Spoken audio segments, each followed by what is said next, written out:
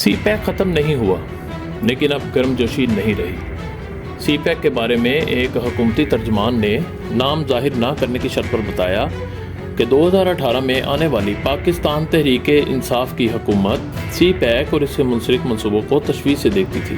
نئے حکومتی حلقوں میں تاثر یہی تھا کہ پاکستان کا رجحان چین کی طرف بہت زیادہ ہے، جسے بیلنس کرنے کی ضرورت ہے، کیونکہ اس سے پہلے ترقیاتی اور معاشی کاموں کے حل کے لیے پاکستان کا رجحان امریکہ اور یورپ کی طرف رہا ہے۔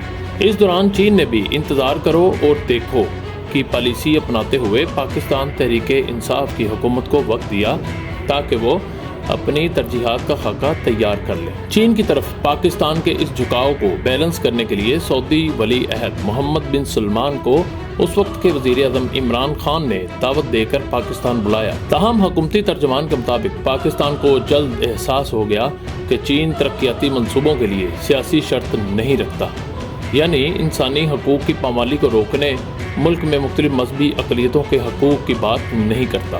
حکومتی ترجمان کے مطابق ان 2 سال میں حکومت کو اندازہ ہوا کہ ترقیاتی منصوبوں کے لیے چین اور مالیاتی فنڈ کے لیے IMF بہتر ہیں۔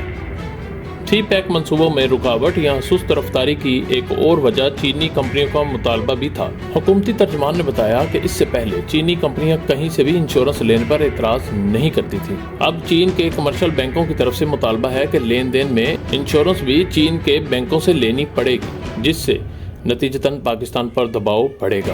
اس وقت جہاں پاکستان قرضے کے لیے باغ دوڑ میں مصروف اور اپنے دوست گنتا نظر آ رہا ہے، وہیں بلوچستان اور گلگت میں حالیہ واقعات کے تناظر میں چین یہ سوچ رہا ہے کہ کیا پاکستان واقعی اتنی اچھی جگہ ہے سرمایہ لگانے کے لیے؟